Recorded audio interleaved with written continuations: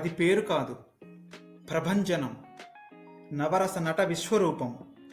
1923 సంవత్సరం మే 28న నాటి అవిభాజ్య ఆంధ్రప్రదేశ్ రాష్ట్రం పామర్రు మండలం నిమ్మకూరు గ్రామంలో లక్ష్మయ్య చౌదరి వెంకటరామమ్మ దంపతులకు జన్మించాడి నటతిలకం. 1942 సంవత్సరం మేనమామ కూతురైన బసవతారకంను వివాహమాడాడు. ఆయన గుంటూరు ఆంధ్ర క్రిస్టియన్ కాలేజీలో చదువుతున్న రోజుల్లో నేషనల్ ఆర్ట్స్ థియేటర్ అనే నాటక సంస్థను స్థాపించి అనేక నాటకాలను ప్రదర్శించారు. ఎవరికీ తెలియని విషయం ఏమిటంటే ఆయన చిత్రకారుడు కూడా. 1947 సంవత్సరంలో గ్రాడ్యుయేషన్ పూర్తి చేసి సబ్ రిజిస్ట్రార్గా ఉద్యోగంలో చేరారు. కనీసం 3 వారాలు కూడా గడవకముందే ఆ ఉద్యోగం వదిలిపెట్టి సర్కార్ ఎక్స్ప్రెస్ ఎక్కి తెలుగు సినీ వినీలాకాశంలో తన జైత్రయాత్రను మొదలుపెట్టాడు. దాదాపు 300 చిత్రాలు నటించిన కాదు, జీవించిన నటుడాయన.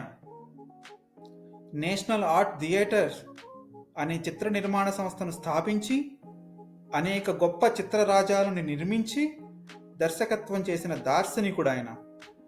ఆయన చేసిన సేవలకు మెచ్చి నాటి ఆంధ్రప్రదేశ్ ప్రభుత్వం పద్మశ్రీ పురస్కారాన్నిచ్చి గౌరవించింది.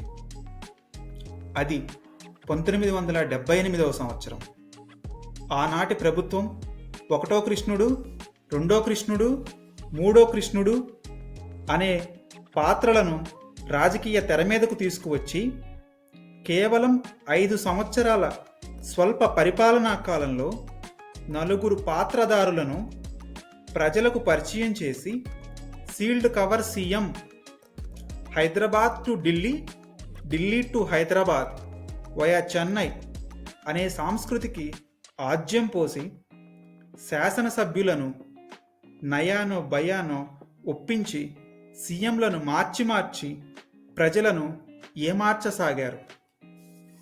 విషమిస్తున్న ఈ నీచ సంస్కృతిని తన మార్కు మందు వేస్తూ తెలుగువాడి ఆత్మగౌరవం అనే నినాదాన్ని తన ఆయుధంగా చేసుకొని 1982 సంవత్సరం మార్చి 29వ తేదీన ఓల్డ్ ఎమ్మెల్యే క్వార్టర్స్ హైదరాబాద్లో తెలుగుదేశం అనే కొత్త పార్టీని స్థాపించారు. కేవలం 10 మంది సమక్షంలో. తెలుగుదేశం పిలుస్తోంది, రా, కదలిరా, నేనున్నా మీకోసం అంటూ బడుగు బలహీన వర్గాల సారథిగా, సాంఘిక సంక్షేమ పథకాల వారధిగా కదిలింది తెలుగువాడి ప్రగతి రథం, తెలుగుదేశ ప్రజల చైతన్య రథం.